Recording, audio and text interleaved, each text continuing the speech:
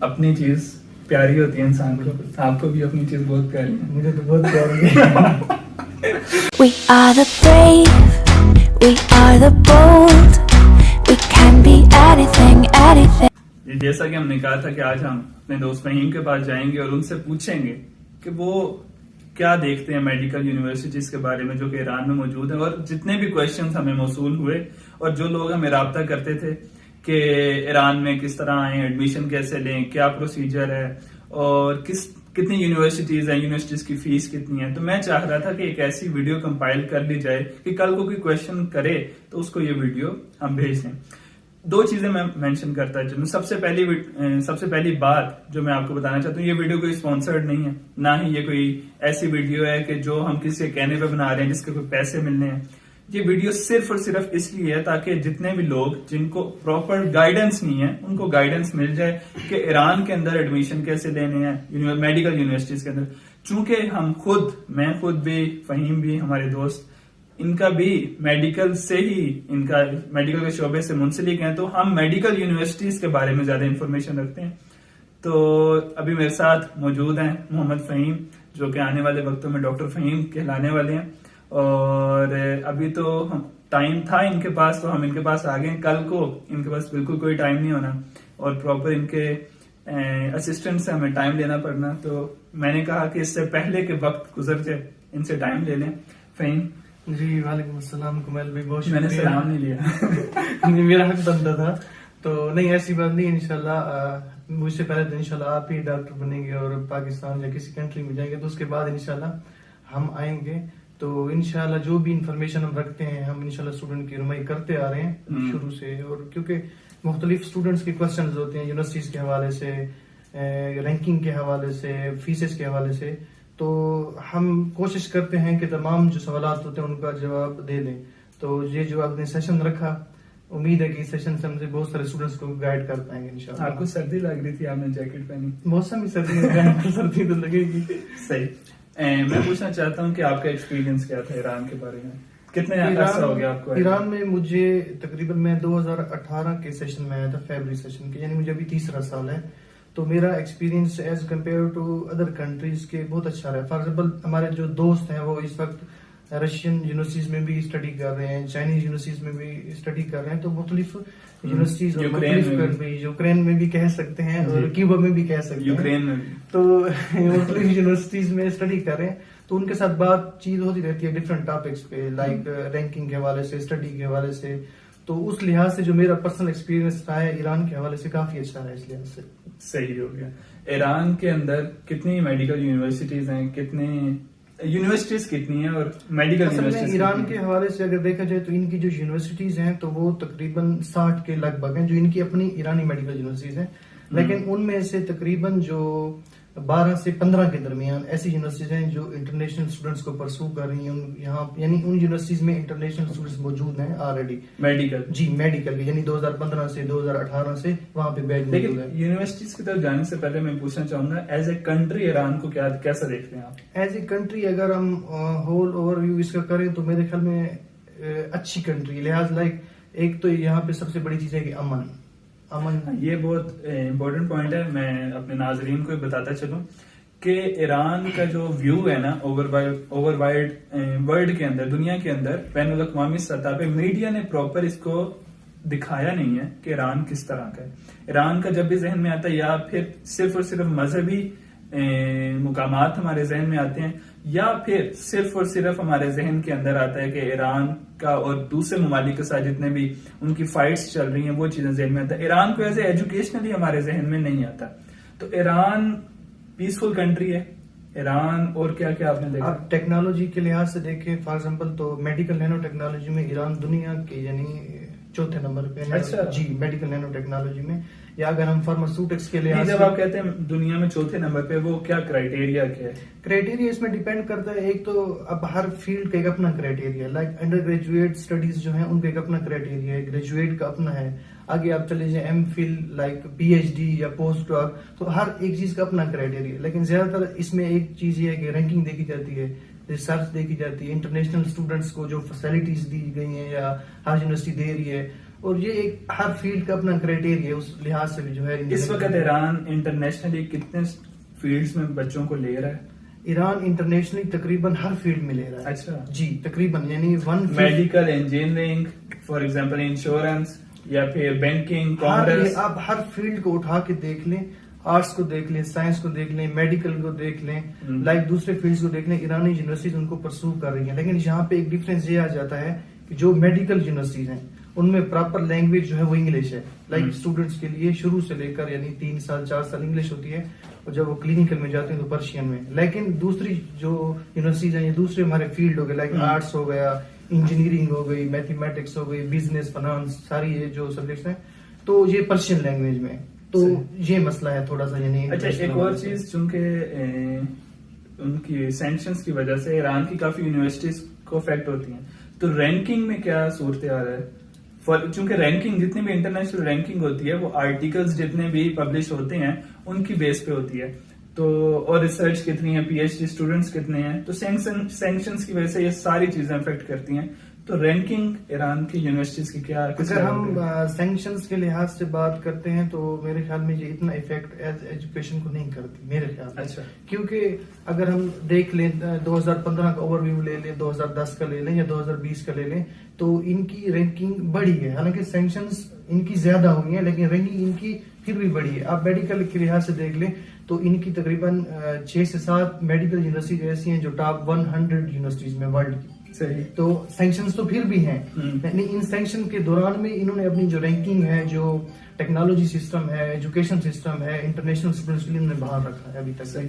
ایک اور، اب چونکہ جو ویڈیو کا مقصد یہی تھا میڈیکل یونیورسٹیز ہمارا فوکس تھا، تو آپ کی نظر میں انٹرنیشنل اسٹوڈنٹس کے لیے جو آپ نے بولا 16 میڈیکل یونیورسٹیز، جی 13 سے 15 13 سے 15 میڈیکل یونیورسٹیز، کیا ان 13 سے 15 میڈیکل یونیورسٹیز میں ویڈیو میں جب ایڈٹ کروں گا تو سائٹ پر لسٹ بھی ڈال دوں گا آپ کے لیے کہ کون کون سے، ان کے نام بھی ڈال دوں گا.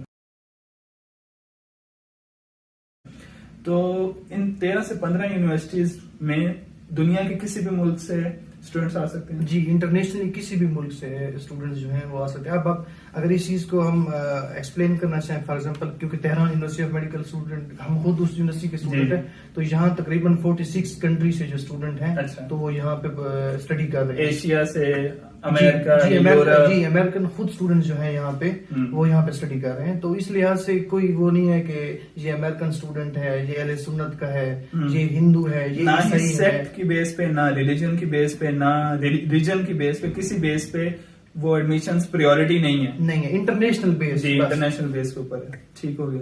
اچھا اب یہ 13 سے 15 میڈیکل یونیورسٹیز میں ایڈمیشن کیسے کرتے ہیں؟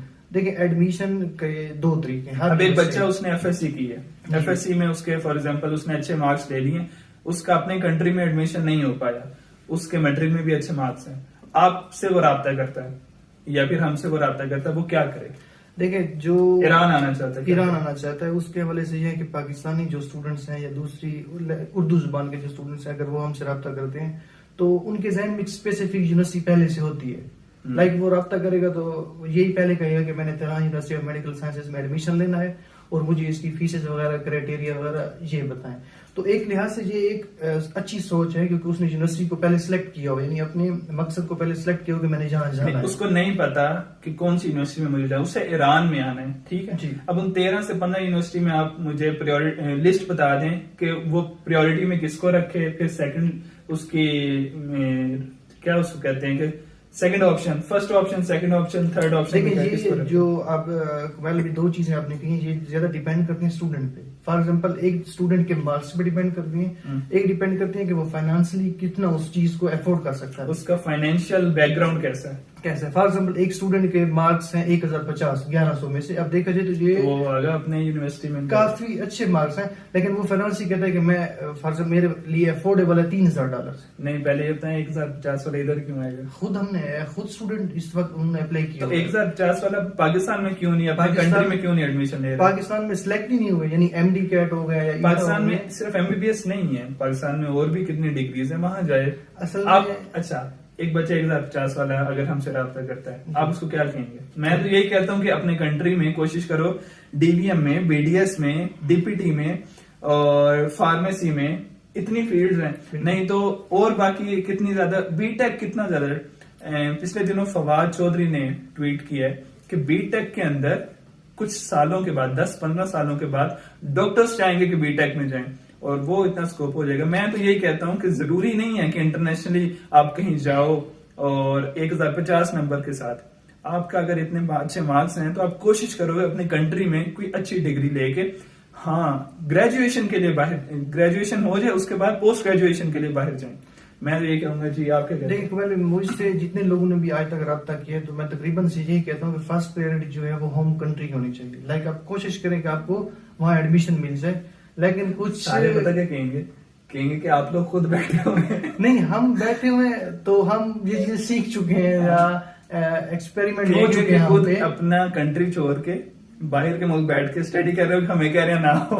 لیکن یہ شوق کی بات ہے, جن کو شوق ہے وہ پورا کریں. یہ جو MBBS اور انجینئرنگ والی بات ہے نا, یہ ایک مطلب کہہ دیں کہ ایک سائیکی بن چکی ہے, خاص کر ہمارے ملکوں میں, انڈیا, پاکستان, بنگلہ دیش اور ان ملکوں میں, کہ بچے کو دو ہی فیلڈ میں لے جانا ہے, یا اس سے ڈاکٹر بنانا ہے یا انجینئر بنانا ہے. یعنی اب ہم بچے سے خود نہیں پوچھیں گے کہ آپ کو کیا بننا ہے, اس کے ذہن میں ہم نے یہ ڈالنا ہے کہ آپ نے یا تو ڈاکٹر بننا ہے یا انجینئر بننا ہے. یہ بحث بہت لمبی ہو جائے گی, واپس آتے ہیں اسی. تو مطلب یہ چیزیں میٹر کرتی ہیں. تو اس لیے بہت سارے اسٹوڈنٹ یہی سوچتے ہیں کہ یا تو پاکستان میں ایڈمیشن مل جائے, نہیں ملا تو رشیا چلے جانا ہے, کرغزستان چلے جانا ہے, تو ایران چلے جانا ہے. تو یہ آپشن ہیں. پہلی آپشن کون سی یونیورسٹی؟ دیکھیں رینکنگ کے لحاظ سے Tehran university of medical sciences. کیوں فرسٹ آپشن میں؟ کیونکہ ایک تو میں خود اسٹوڈنٹ ہوں اس یونیورسٹی کا. اچھا. اور انٹرنیشنلی اگر دیکھا جائے رینکنگ کے لحاظ سے مہنگی نہیں ہے.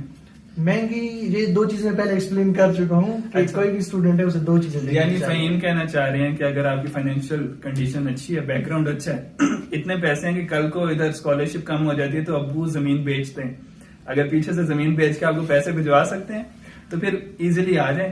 اگر زمینیں نہیں ہیں, اگر کچھ بیچ نہیں سکتے, جویلری شویلری نہیں بیچ سکتے, تو پھر کوئی اور یونیورسٹی, کون سی یونیورسٹی ہے پھر دوسرے آدمی ہمارے پاس.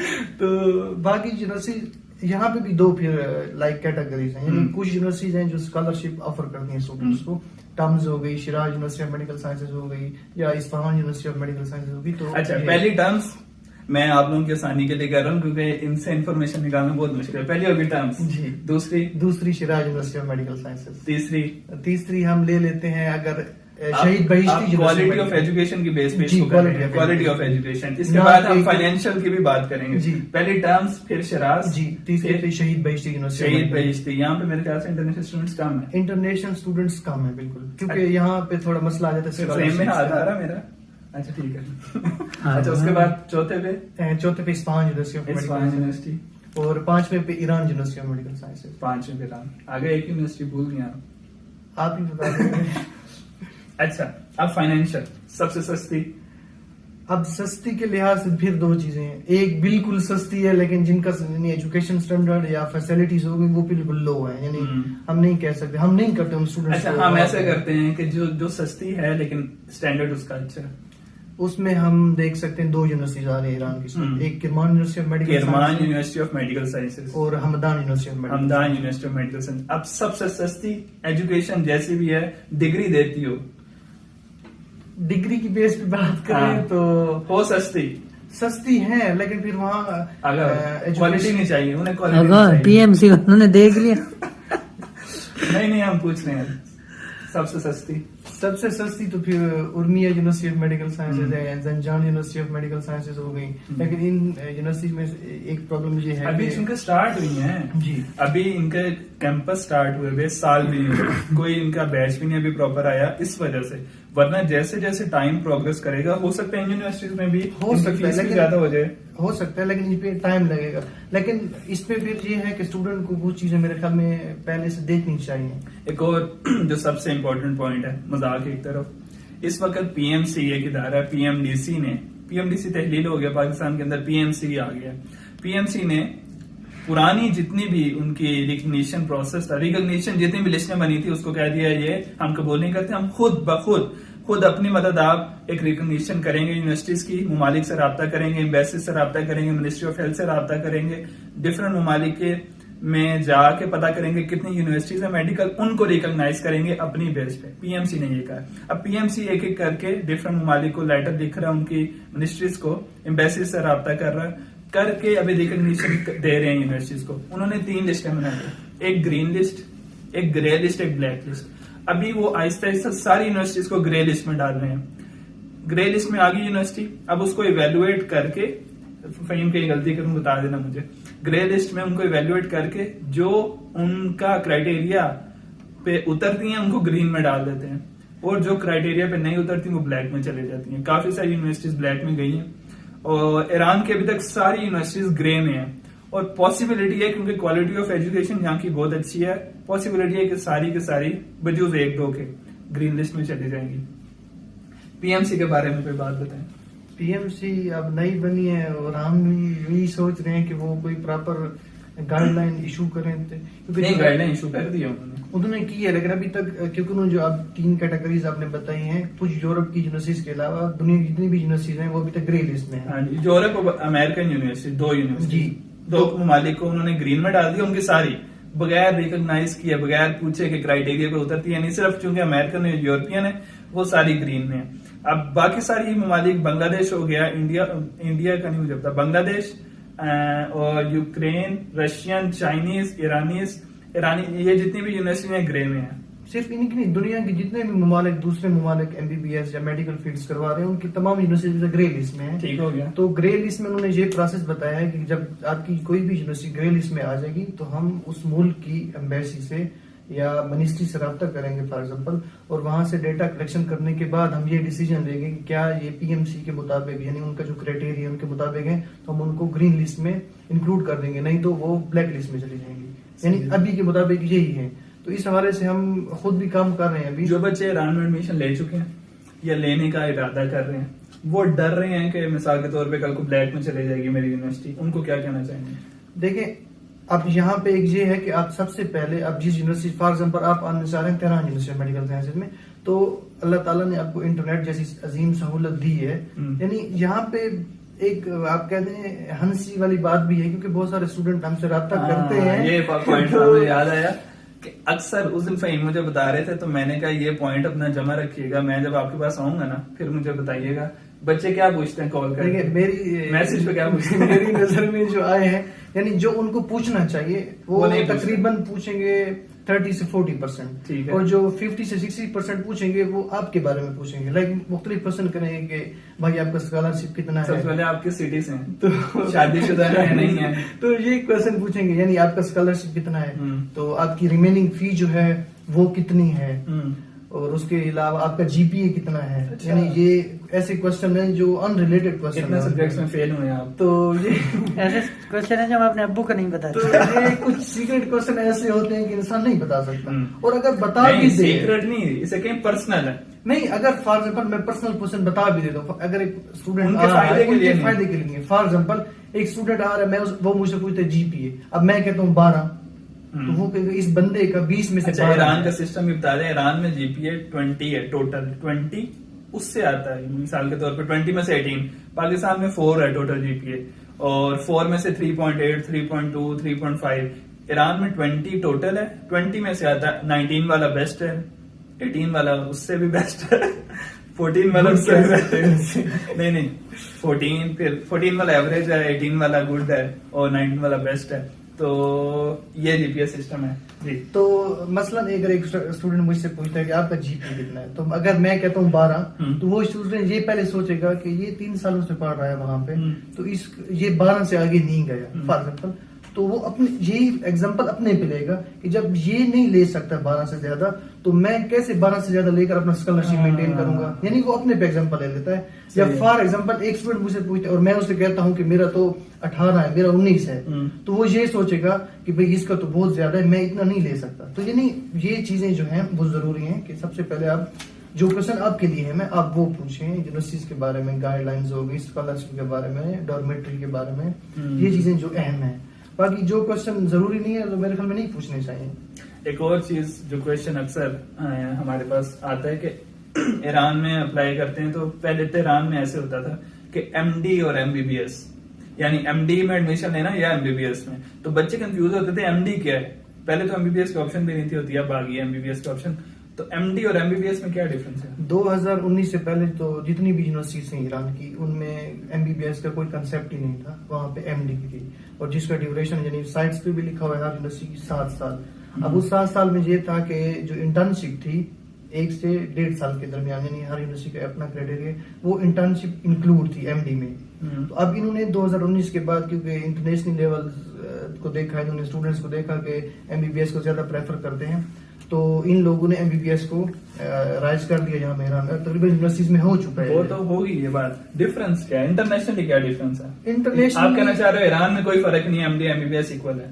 نہیں, ڈفرینس ہے نا. اب ایم ڈی میں آپ نے انٹرنشپ کرنی ہے, آپ کے لیے آپشنل نہیں ہے, آپ کے لیے مینڈیٹری ہے کہ آپ نے کرنی ہے. لیکن ایم بی بی ایس میں انٹرنشپ نہیں ہے, آپ 5.5 جب کے بعد جا سکتے ہیں. ہاں یہ بھی ہے کہ ایران کے اندر ایم بی تھیسس نہیں, وہ ابھی تک وہ نہیں فائنل نہیں ہوا.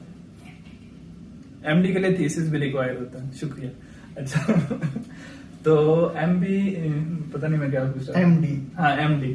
ایم ڈی کتنے سال کا, ایم بی بی ایس کتنے سال کا؟ ایم ڈی جو ہے تو وہ تو 7 سال کا ہے, اور ایم بی بی ایس جو ہے وہ 5.5 سال سے لے کر 6 سال تک. یعنی اس ڈیوریشن میں بھی اگر کوئی تیاری کر کے آنا, جب بھی آنا سمجھو 6-7 سال کے لیے, یعنی 5.5 سے لے کر 6 سال ذہن میں رکھنے چاہیے کہ 6 سال یا 5.5 سال یہ لگنے ہیں ہمارے ایم بی بی ایس میں. آپ کا 3rd سال ہے جی. ابھی کتنے سال رہتے ہیں؟ ابھی میں خود اس کنفیوژن میں ہوں کہ میرے 3 رہتے ہیں یا 2.5 سال رہتے ہیں, لیکن ہوپ فلی کہ 2.5 سال ہی ہے انشاءاللہ. صحیح ہے. تو کیا سوچتے ہیں؟ ابھی تک یہی سوچ رہے ہیں, ابھی تک اتنی کورسز کی ٹینشن نہیں ہے ہمیں اتنی کہ ہمیں پی ایم ڈی سی کے حوالے سے اور پی ایم سی کے حوالے سے tension. I think so video زیادہ لمبی ہو جائے گی, آخری کوشچن کر کے چلتے ہیں. ایک بچے کا ایڈمیشن ہو گیا جی تیران یونیورسٹی میں, مثال لے لیں تیران یونیورسٹی, ہم بار بار کہہ رہے ہیں کیونکہ ہم اپنے اسٹوڈنٹ ہیں, اپنی چیز پیاری ہوتی ہے انسان کو. آپ کو بھی اپنی چیز بہت پیاری ہے. مجھے تو بہت پیاری ہے. اچھا تو آپ کا ایڈمیشن ہو گیا, جو بھی اس وقت دیکھ رہا ہے اپنے لیپ ٹاپ پہ لیٹا ہوا ہوگا, دیکھ رہا ہوگا. ضروری نہیں ہے لیٹا, کوئی بیٹھ کے بھی دیکھ سکتا. اچھا آپ کا ایڈمیشن ہو گیا, فہیم بھائی سے رابطہ کریں آپ. جی فہیم بھائی سے رابطہ کیا آپ نے, فہیم بھائی کیا کہیں گے کہ ایڈمیشن ہو گیا, اسکالرشپ مل گئی ہے جی 75%, جو کہ مشکل ہے. 50% اسکالرشپ. اچھا ایک اور چیز, اسکالرشپ کا یہ مطلب نہیں ہے کہ یونیورسٹی اپنے پلے سے آپ کو پیسے دے گی. اسکالرشپ کا مطلب ہے ڈسکاؤنٹ. فیس اگر $10,000 ہے, اچھا فیسز کی بھی ہم نے بات نہیں کی, لیکن چونکہ پالیسی چینج ہوتی ہیں تو آئی تھنک سو وہ ہم نیچے نا یونیورسٹی کی ویب سائٹ کا لنک ڈال دیں گے کہ وہاں پہ جا کے فیسز دیکھ لیں. اچھا فیس تھی $10,000, آپ کو 50% ڈسکاؤنٹ, 50% اسکالرشپ مطلب 50% ڈسکاؤنٹ ملا. آپ کی فیس ہے $5,000 ایجوکیشنل فیس, ہاسٹل کی سیپریٹ. اچھا $5,000 فیس کے ساتھ آپ کا لیٹر آ گیا, ایڈمیشن لیٹر. آپ کیا کرے بچہ, کیا کیا چیزیں اس کو آنے کے لیے ریکوائر ہیں, وہ کیا کیا چیزیں ذہن تو بنائے گا. جی بالکل, یہ اہم کوشچن ہے جو مجھے بھی بھولا ہوا تھا. آپ کا شکریہ کہ آپ نے اس کوشچن کو. اس کے لیے یہ تھا کہ جو اس کے یعنی ڈاکومنٹس ہوتے ہیں, سب سے پہلے ان کی ویریفیکیشن ضروری ہوتی ہے. یعنی جو میٹرک اور ایف ایس سی کی ٹرانسکرپٹ وغیرہ یا ڈگریز ہیں, تو ان کی یہ ہے کہ 3 جگہوں سے یعنی ویریفیکیشن کرانا پاکستان سے بہت ضروری ہے. اس میں یہ ہے کہ سب سے ڈاکومنٹ سے کیا مراد, اس کی ایف ایس سی کی ڈگری, جی اس کی میٹرک کی ڈگری اور D M C. D M C بتا دیں بچے.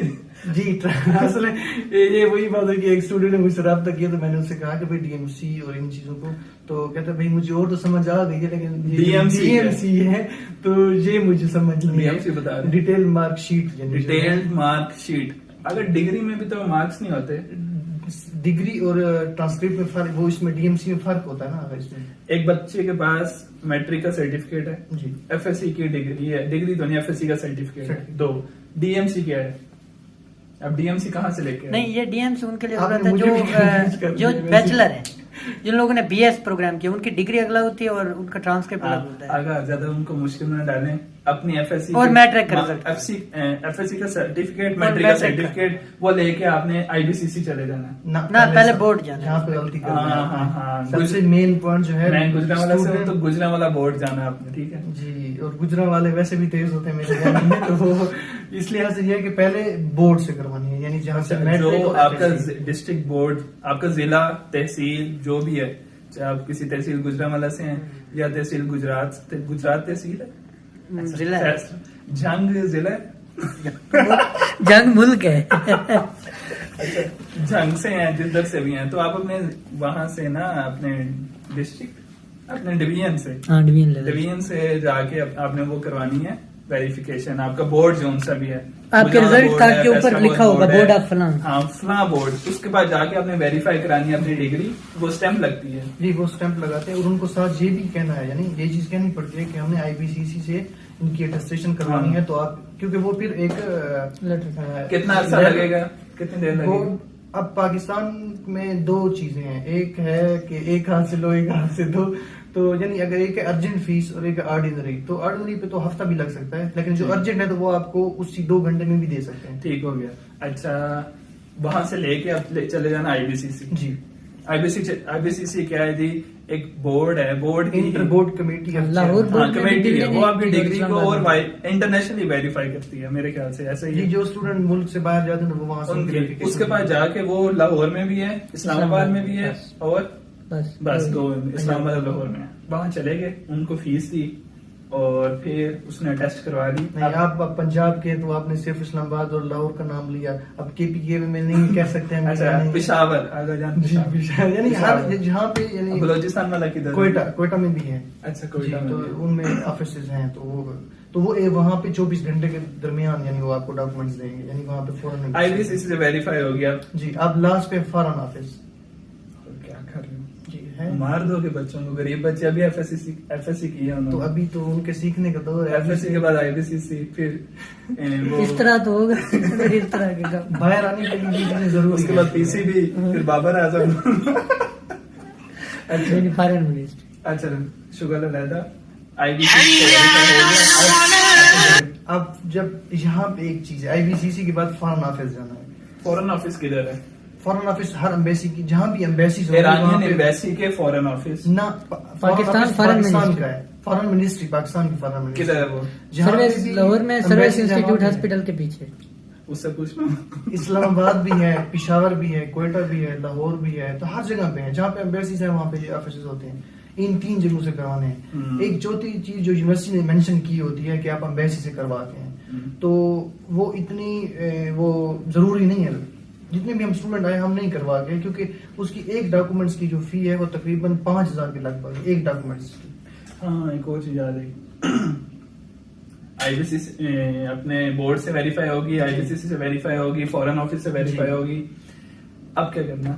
اب بس اس کی جو ڈاکومنٹس کی ویریفیکیشن اور یہ ہے وہ کمپلیٹ ہو چکی ہے. اچھا ایک اور چیز پاکستانی جو 30 منٹ ہو گئے. پاکستانی جو سا ہے آپ کا جو ID کارڈ ہاں نیشنل ID کارڈ جی اکثر لوگ کہتے ہیں نائکو بنوا کے آؤ جی نائکو بنوا کے آؤ. اس کی ضرورت ہے نہیں. جب آپ کا پاسپورٹ ہے تو اس کی کوئی ضرورت نہیں. آپ کو کسی ضرورت نہیں. میں اپنے 5,000 روپے کا نائکو بنوا کے آیا تھا. آج تک پچھلے 6 سالوں میں کسی نے پوچھا بھی نہیں کدھر ہے. تو ضرورت نہیں ہے. آپ چپ کر کے اپنا وہی ID کارڈ جو ہے وہ رکھیں اور پاسپورٹ آپ کا بناؤ. ہاں پاسپورٹ بھی بنوانا ہے. کچھ بچے سب کچھ کر لیتے ہیں پاسپورٹ نہیں بنتے. دوسرے ملک شناختی کارڈ پہ تو نہیں آئیں گے. یہ چیزیں پاسپورٹ تو ایک سمجھے کہ اس کے علاوہ تو کچھ کام ہی نہیں ہے نا. یعنی اب جب ضروری بات ہے جب آپ کو یونیورسٹی نے آپ کو ویزا بھیجا فار ایگزامپل تو آپ جب ویزا لگوانے جائیں گے تو کہاں پہ لگوائیں گے؟ یونیورسٹی آپ کو ایشو ہی نہیں کرے گی. جب آپ کا پاسپورٹ نہیں ہے تو ویزا کیسے ایشو کریں گے؟ پاسپورٹ بنوانے سب سے پہلے ہاں سب سے پہلے پاسپورٹ بنوانے. پاسپورٹ بن گیا سب کچھ ہو گیا. اب کیا کرے؟ آپ اسٹوڈنٹ کپڑے شپڑے خریدے آپ شاپنگ کرے گا. اور ایک کام کرتے ہیں پارٹ 2 بنا لیتے ہیں. ٹھیک ہے یہ اس پوائنٹ پہ ایڈمیشن کے بعد کیا کریں؟ ہاں ایڈمیشن کے بعد ناظرین نہیں جتنے بھی لوگ دیکھ رہے ہیں ایڈمیشن ہو گیا. ایڈمیشن آپ کا ہو گیا. ہم نے آپ کا ایڈمیشن کروا دیا ہے. اب انشاءاللہ اس کے بعد باقی جو چیزیں ہم آپ کو ڈیٹیل میں بتائیں گے. دوبارہ آئیں گے فہیم بھائی کے پاس اگر ان کے پاس ٹائم ہوا تو یہ ڈیٹیل سے بتائیں گے. اگر آپ کو کوئی کوشچن ہو جو اس معاملے سے ریلیٹڈ ہو یہ نہ پوچھے گا آپ کا GPA کتنا یا بالکل آپ کے کتنے سبجیکٹس کے سوتے کہاں ہیں بیڈ پہ نیچے ایک روم میں کتنے بندے ہیں. اچھا تو آپ کوئی بھی کوشچن ہو آپ پوچھ سکتے ہیں کھل کے یعنی دل کھول کے پوچھیں کوشچن اپنے نیچے کمنٹ سیکشن میں. ہاں اگر کوئی چیز امپروومنٹ کے لیے بولنی ہے وہی بول دیجیے گا. سبسکرائب وغیرہ میں نہیں کہوں گا خود ہی کر دیں. انشاءاللہ ملتے ہیں اگلی پوڈ کاسٹ میں. اگلی پوڈکاسٹ بھی اسی کا پارٹ 2 بھی ہو سکتا ہے یا کوئی اور ہو سکتی ہے. اور ملتے ہیں.